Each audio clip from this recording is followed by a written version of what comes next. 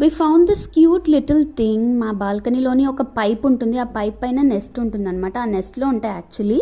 So మా బాల్కనీలో ఒక చిన్న వర్క్ చేస్తున్నారు మా ఓనర్. సో ఆ నెస్ట్ని తీసేశారనమాట. అందులోనే యాక్చువల్గా 2 బేబీస్ ఉండాలి. ఒకటేమో చనిపోయింది అంటున్నారు, తెలీదు. అండ్ ఇంకొక దాన్ని మా మమ్మీ సేవ్ చేసి ఇంట్లోకి తీసుకొచ్చింది.